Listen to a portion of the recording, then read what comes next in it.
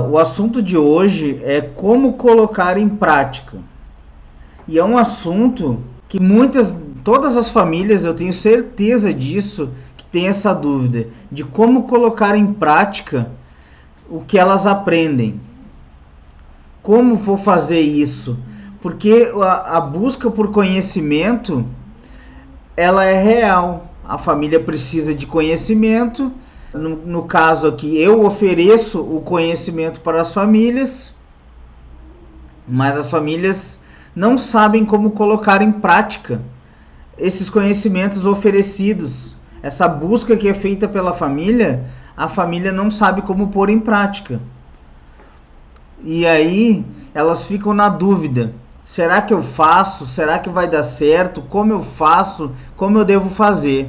E na verdade, tem que se colocar em prática sim, para saber que para salvar das substâncias quem você ama, você precisa pôr em prática tudo aquilo que já aprendeu e o que vem aprendendo, mesmo que isso seja dolorido e que seu filho ou marido não goste, principalmente isso. E claro, esse assunto é bem delicado, porque é claro que seu filho, seu marido, seu familiar, ele não vai gostar de regras, de limites, de uma boa conversa. Ele não vai gostar que você fique vigiando, fiscalizando ele.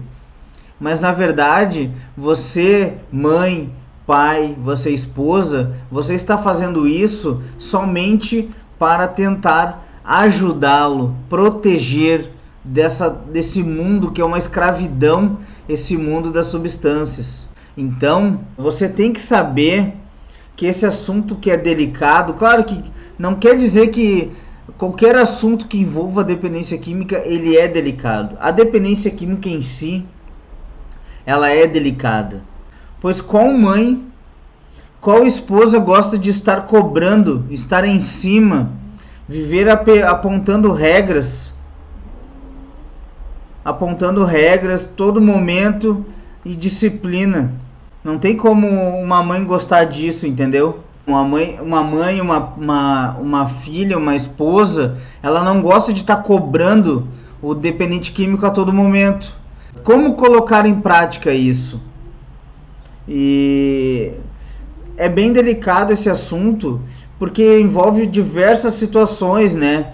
A família tem que colocar regras, limites, tem que estar em cima do dependente químico, tem que estar sempre apontando as regras para ele, dizendo, não faz assim, não faz assado, porque o dependente químico ele acaba se largando, principalmente o que está na ativa ainda. Mas pode ter certeza que para salvar das substâncias quem você ama, a primeira coisa a se colocar em prática é saber dizer não. Coisa que você fez muito pouco ou quase nem fez, ou não fez. E a falta de um não gera diversos comportamentos bem ruins. Por quê? O dependente químico ele necessita ganhar um não. Ele necessita, é muito importante que ele ganhe um não. Porque a família, se deixar ele fazer tudo o que ele quer, ele vai parar onde? O que vai acontecer com o dependente químico? O que vai acontecer com a família? Somente coisas ruins. Pode ter certeza. As coisas não são boas, as notícias não serão as melhores. Porque a dependência química, ela é traiçoeira, ela é progressiva, lenta e fatal. Ela é progressiva, ela é lenta, ela vai indo e ela cada vez ela progride cada vez mais. Se você, mãe, você, esposa, fingir que nada está acontecendo, as coisas ficam cada vez mais crônicas. E aí, quanto mais crônico tiver, mais difícil vai ser para buscar um tratamento, realizar o tratamento, concluir um tratamento. Por isso que eu digo, se você quer salvar das substâncias quem você ama, você tem que colocar em prática tudo que você aprende em lives, aqui no grupo, aqui no canal, grupos de apoio, ajudas especializadas, você tem que pôr em prática e também saber dizer não no momento correto. A vida não é um mar de rosas e a dependência química também não é. Tem que ter muito cuidado e depende de ter regras, limites, coisas que qualquer pessoa deve ter. Imagina um dependente químico que nunca teve regras e limites. Como é que ele vai se manter limpo ou talvez aceitar ou buscar ajuda, buscar um tratamento se ele for uma pessoa totalmente desregrada? Não vai dar certo. Não vai dar certo. Então, assim, eu tenho certeza que você fazendo isso, tudo que eu falei anteriormente, você consegue levar o seu filho, o seu marido a uma busca por um tratamento. E assim, pôr em prática tudo que se aprende aqui no canal, nas lives, nos grupos de apoio. Você deve ser firme com suas decisões. Se você disse não, é não. Isso você tem que cumprir. Porque senão, o dependente químico ele acha que ele pode fazer o que ele quer. Porque você não cumpre o mínimo possível. Se você disse que é não, é não. Não tem termo, não tem meio termo, não tem meio não. Não existe isso. Se você coloca regras, você e seu filho, você e seu marido, vocês cumprem essas regras. É assim que funciona uma vida em recuperação. É assim que funciona o início da busca por um tratamento. É com regras, é com limites, é assim, é com diálogo. É somente assim que vamos conseguir levar nossos familiares para ele aceitar essa ajuda que você tanto quer oferecer. Não só você, eu também quero oferecer ajuda para você. E como eu falei uns tempos atrás, eu tenho uma meta desse ano de conseguir mudar a vida de 50 famílias esse ano, até o fim do ano. Eu quero ajudar a mudar completamente a vida dessas 50 famílias até o final do ano. Então, por isso que eu falo, participe, mande sua pergunta. Então, por isso que eu tô aqui toda quarta e todo domingo mostrando para vocês que é possível ter uma vida em recuperação. O Eduardo está perguntando aqui, você acha que a família também tem que ter um limite para cobrar as coisas do adicto? Tem, todo mundo tem que ter um limite. A família tem que ter um jeito correto de cobrar as coisas. Não é somente ser um carrasco que as coisas vão dar certo, Eduardo. Mas você não pode culpar a sua família, você não pode colocar o peso dessa cobrança que a sua família faz. Até porque a sua família cobra e muitas vezes ela erra o jeito de cobrar porque ela está preocupada com você. Ela está preocupada com o dependente químico. E imagina, no caso, uma família que aprendeu bastante conteúdo, frequenta grupos de apoio e ela tem medo. Ela tem medo que o seu filho, que o seu marido volte àquela vida que ele estava tendo antes. A vida da escravidão do mundo das drogas. Então, por isso que a família às vezes não sabe cobrar as coisas. E claro, quando a família não tem nenhum tipo de conhecimento, aí as coisas se tornam um pouco mais complicadas. Porque imagina você não ter conhecimento sobre o assunto e querer cobrar alguma coisa de alguém. Fica bem mais difícil. Porque como é que eu vou cobrar um assunto que eu não sei o que está acontecendo sobre o meu filho, por exemplo? Não tem como. Eu não sei o que está acontecendo. E aí eu acabo brigando, xingando, ofendendo. São coisas que não pode acontecer entre os familiares. Brigas, xingamentos, ofensas, discussões. Tanto o dependente químico quanto a família há uma busca por um tratamento. Você tem que pôr em prática tudo que você aprende aqui no canal, nas lives, nos grupos de apoio. Você deve ser firme. Se você disse não, não é não. E tenho certeza que a partir do momento em que você faz isso, você consegue progredir para uma possível vida em recuperação. Não acredite que a partir do momento em que seu filho, seu marido aceita sua ajuda, que você vai internar ele, que sua vida está salva. Pelo contrário, aí é que começa a real busca de conhecimento, tanto da família quanto do seu familiar. O familiar, ele está lá internado, ele está se tratando 24 horas por dia, 7 dias por semana. E você? Então, por isso que eu digo, para colocar em prática, você tem que ser firme, você tem que botar as coisas na linha e dizer, olha, a partir de hoje as coisas vão ser assim aqui em casa. Você vai comer junto com todo mundo, você vai dormir, tem horário para dormir, você tem horário para sair, você vai buscar um emprego. Isso é colocar em prática os conhecimentos. Isso sim é colocar as coisas em prática.